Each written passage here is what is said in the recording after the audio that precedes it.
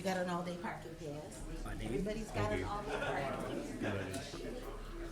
Has joined the conference.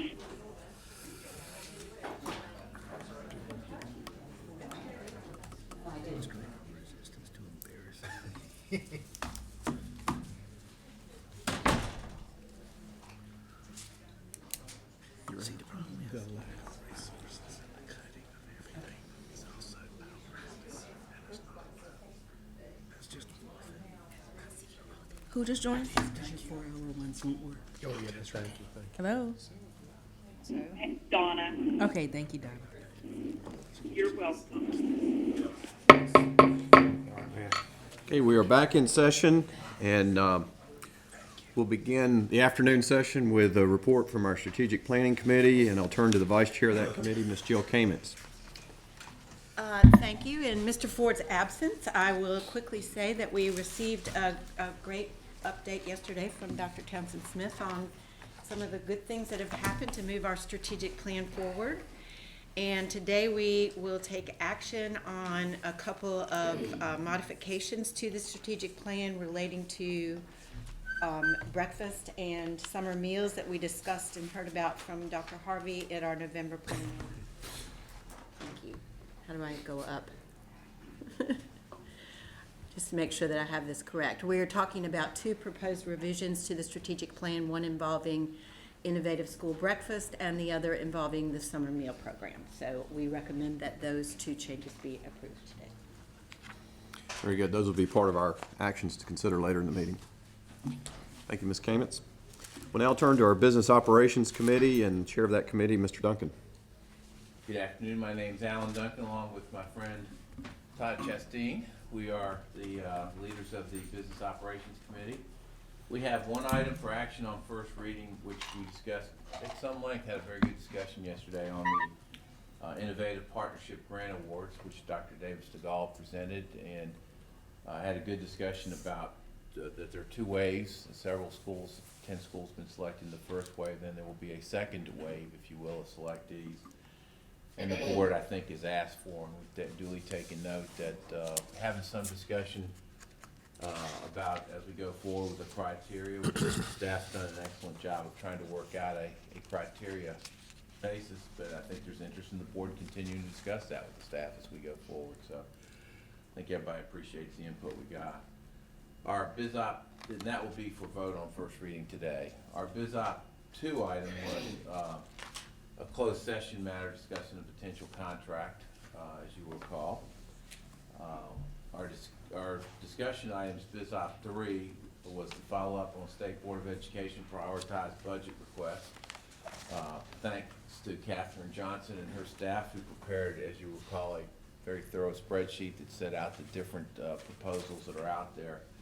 And I think our challenge is how do we condense those into our true priorities. It would be easy for us to put out honestly a several $100 million request on all the things that are there, but I think we all know realistically we have to try to get the best attention we can by having a more narrowed, focused request that conforms with some of our most urgent priorities. And so I think we all have a good deal of thinking still to do on that as we coalesce towards a final position.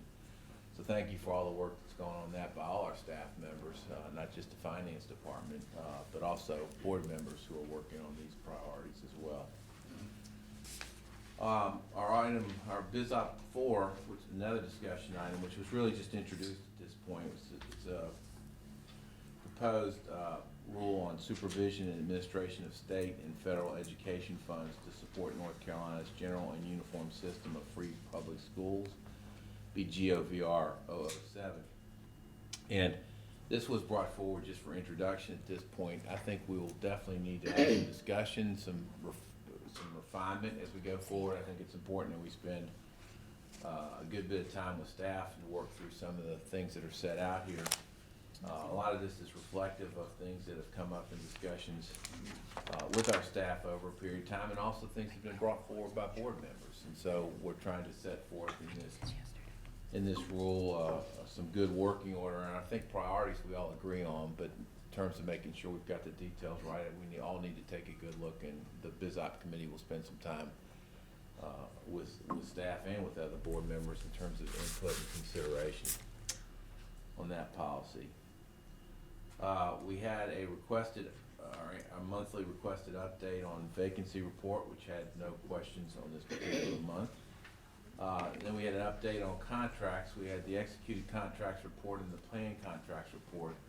On the executed contracts report, you'll recall we did end up having a pretty lengthy discussion yesterday about the emergency contract that was formed with iStation on Tuesday night.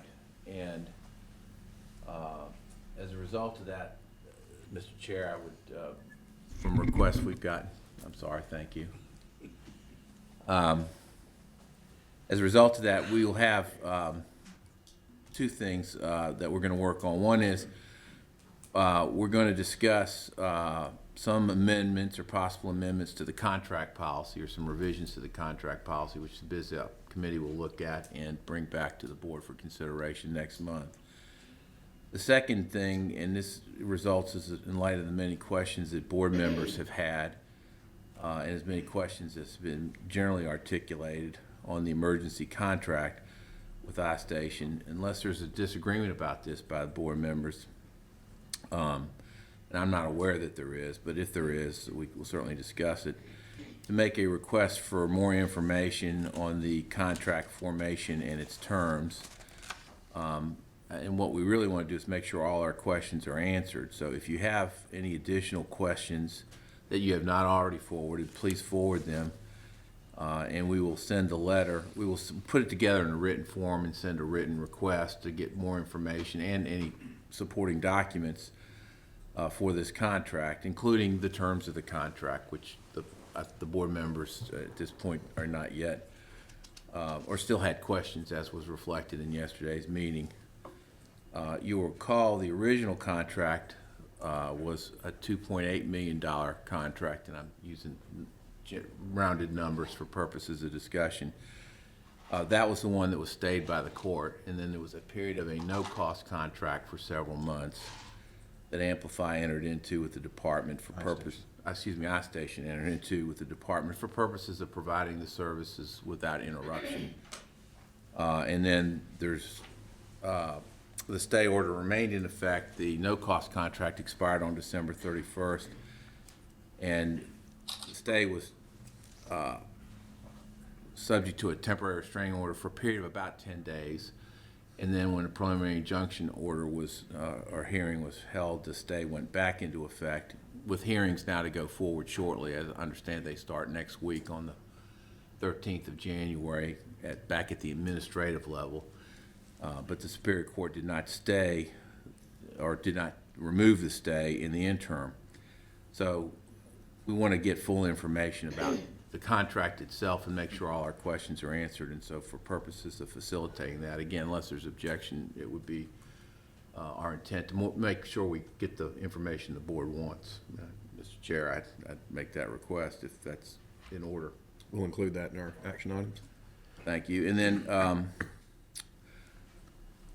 finally, we have one consent item, which is the certification of finance officers, BizOp 5. And that concludes our report unless there's any questions or comments. Thank you, Mr. Duncan. I'll now recognize Ms. White, Chair of the Education, Innovation, and Charter Schools Committee. Ms. White. Thank you, Chair Davis. I'm Amy White, and along with Ms. Jill Kamnitz, we shared leadership on the Education, Innovation, and Charter School Committee. We have one item that we'll be taking action on today, and that is the recommendation for a new cooperative, innovative high school in Gaston County. Ms. Neha Shah Coltrane gave a wonderful presentation back in December about the impact that this school would make in Gaston County. We're excited about it. Adding this to our cadre of extended opportunities for learning for high school students in that area. So I'll be asking for your approval on that. We had 3 items for discussion.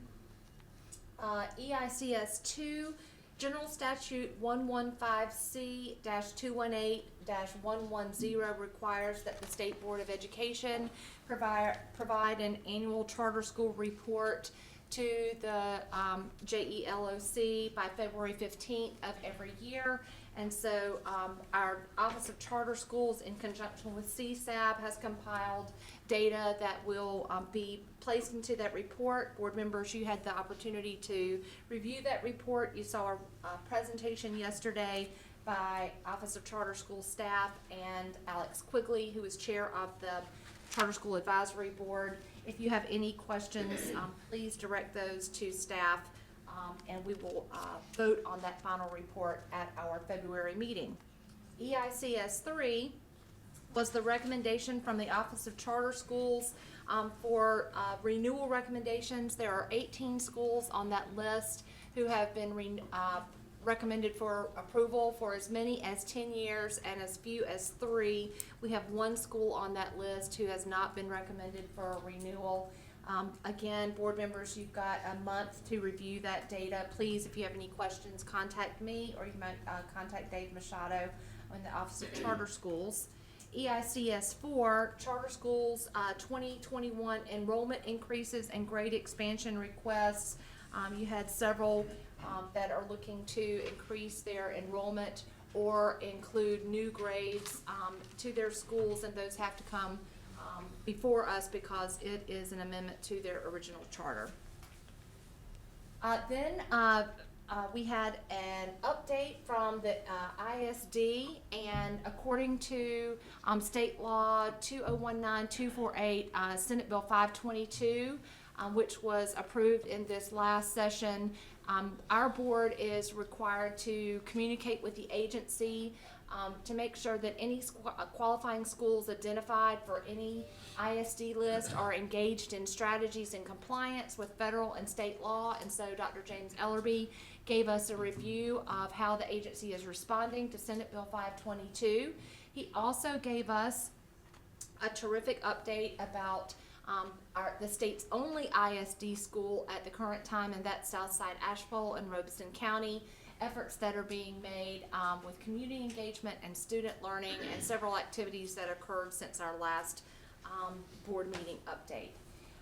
We have 2 items for consent. EICS 5 is Movement School East request to amend its weighted lottery policy and changing grade levels, and EICS 6 is Bear Grass Charter School's request to amend its mission statement. So today, board members, the items for consent obviously are on the consent agenda, and that 1 item for action. That concludes our report. Thank you, Ms. White. I'll now recognize Dr. Olivia Oxendine, Chair of the Educator Standards and Practice Committee.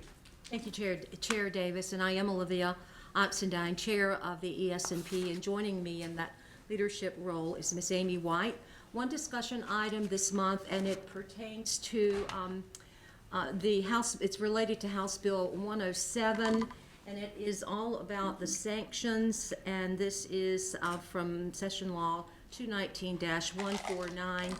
As Dr. Syberg presented to us yesterday, there are 3 levels of sanctions. One is warning, the other is probation, the other is revoked, and you have a nicely laid out table in your material. I think it's probably located in TCED 008. It is under the policy section in the summary that lays out all of the conditions and timelines and what needs to happen in terms of remediation to come out of a level of sanction. There are 3, let me just pause and say, also part of that TCED 008 under Part 5 of that policy piece, there is a section pertaining to remediation. Dr. Syberg pointed out yesterday that one of the things that would be required of an EPP that is in sanction mode would be additional reporting to the agency. And my question would be about staffing. I don't know how much work would be the demands of the reporting, what kind of demands that would place on staffing. That is something that we could probably talk about at a later time. And the only reason I bring that up is, would it have implications for funding for the budget? So that's just has joined the conference. more information that we can gather over time. 3 domains in terms of what constitutes, what will be monitored and paid attention to, and those domains have to do, one is EPP performance, the other is and that is the weighted model, for that would be 55%. The retention, and I think that's retention of graduates steering through the first year of employment, and that's weighted at a 10%. And then perceptual information is weighted at 35%, and that constitutes employer satisfaction and graduate satisfaction. So those three domains, but there is a fourth domain, and the fourth domain has to do with diversity, and that domain is going to be studied, I think, for 2 years, so studied in the form of a pilot. We had some discussion about the diversity piece and some of the challenge, although very important, we all recognize that we want a diverse educator force, principals, teachers, and other personnel who interact with our students on a daily basis. But Dr. Syberg carefully explained some of the challenges involved with that, thus the reason for the pilot. If you think about, the school that comes to mind would be Meredith University, college or university, I'm not sure at this stage. But it's historically, the historical mission of the school is to be all female, so we have to think about, we have to consider those scenarios and study them and think through them and get feedback from the institutions to find out what particular challenges they're encountering. It could be in terms of recruitment, funds to recruit, funds for program development, and on and on. So the pilot is worthy.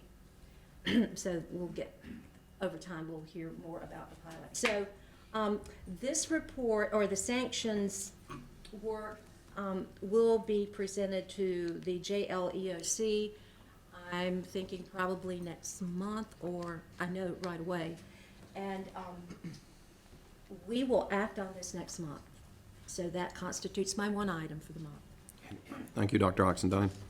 Before we move to voting on the items, I think it's appropriate that, particularly at this time of year, we pause for a moment and reflecting on the time of year we just came through, where we had the opportunity to spend time with family and loved ones, and to be reminded of just how richly we've been blessed, with family, with neighbors, with colleagues, with coworkers, with partners. And it's, as we were reminded today from our terrific two principals that presented to us today, it's so much about relationships. And the relationships that we build sustain us in the trying times that we're going through now, and enable us to see the challenges we face as opportunities. And I think those two principals just gave us a terrific inspiration about believing in ourselves and believing in each other. This year, we're going to face tremendous change and a lot of challenges. And I think every one of them is an opportunity. Whatever comes of the Leandro case, whatever comes in the next election, whatever comes with the next test that a student has to take, or the next assessment that a teacher has to give, those are all opportunities. And the more that we work together as a team, the more we have the opportunity to turn those into positive outcomes for our students. So I just want to take a moment and thank all my colleagues on the board, thank every advisor, particularly thank every teacher and principal and counselor and custodian and bus driver throughout the state, but particularly to thank the members of the Department of Public Instruction. In the short time I've been on this board, you have demonstrated the courage and perseverance and fortitude that enables so many of our teachers to do so many good things for our students, whether they be in charter schools or traditional public schools. And just as one board member, I'm truly grateful for the work that you've done in the agency here, the challenges that you've overcome, and the leadership that you've demonstrated for our students and teachers. So I'm optimistic. This is going to be a great year.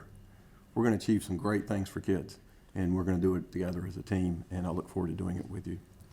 So with that, I would like to turn our attention to the matters we have before us to vote. Board members will vote on any item requiring action from your committee reports. A thorough discussion and report was provided on each item, including any respective consent items. Remember, any item on the consent agenda is primarily not complex and may have come to the board for discussion in a prior month.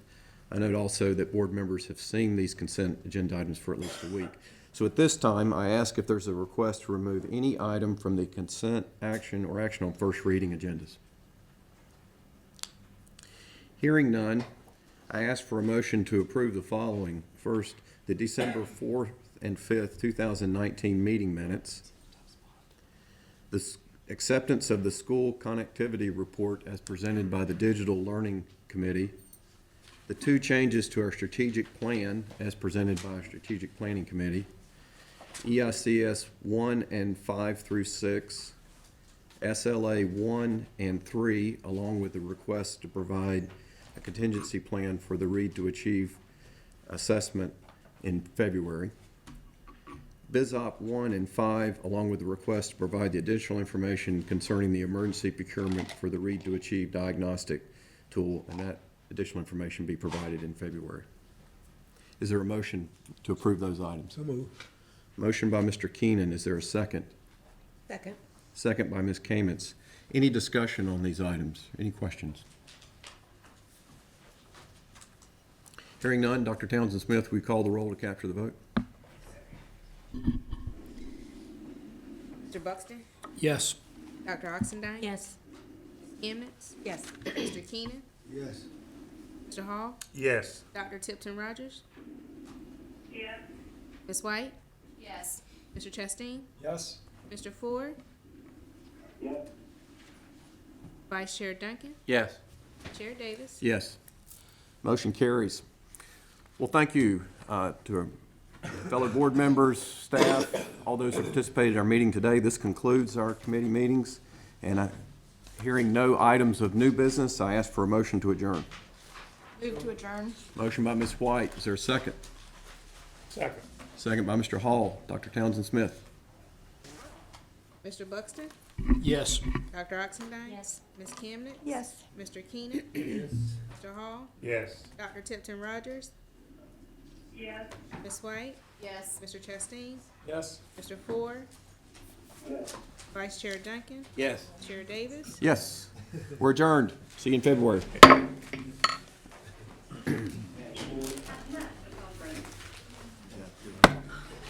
Sorry, JB. Let's try to beat you to the adjournment. Safe trip back, Mr. Chair. Oh, you too, Mr. Keenan. Maybe next month we'll get you.